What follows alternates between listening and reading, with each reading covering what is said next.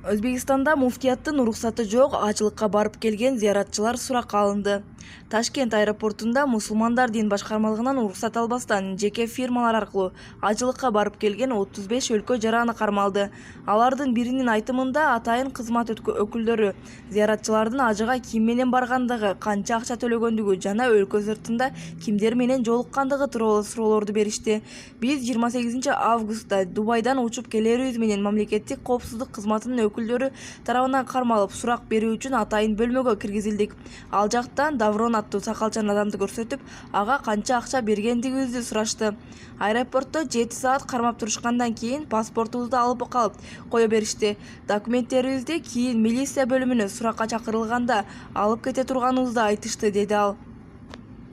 Өзбек өкмөтүнүн алдындагы дин иштери боюнча комитет тарабынан 2017 жылы кабыл алынган жобого ылайык өзбек жарандарына мусулмандар дин башкармалыгынын макулдугу жок жеке фирмалар аркылуу ажыга жана умрага барууга тыюу салынган.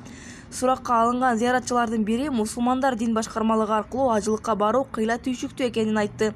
Муфтият аркылуу баруу үчүн кезек күткөндөр өтө көп, алардын баасы дагы кымбат. Дин башкармалыгына $4000 берсек, Дубайдагы жеке фирмалар $3000 ажыга жөнөтүшөт. Алардын шарттары дагы жакшы, деди ал. Өлкөнүн мусулмандар дин башкармалыгынын өкүлү аэропортто зыяратчылардын кармалгандыгы тууралуу маалыматы жок экенин билдирди. Бирок ал өзбек жарандарынын жеке фирмалар аркылуу ажылыкка барышы мыйзамсыз экенин белгиледи. 2017 жылы 32 миллиондон ашыккан үчүн ажылыкка квота дээрлик 40%га 5200дөн 7200ге чейин көбөйтүлгөн. Өткөн жылы Өзбекстанда ажылыкка барууга бир катар чектөөлөр киргизилген. Ага ылайык жарандар ажылык сапарга өмүрүнө бир гана жолу бара алышат. Мындан тышкары ажыга бара турган адам өз маселесинде абройлуу жана үлгүлүү болуш керектиги тууралуу фатва чыгарылган. Булак элдик медиа.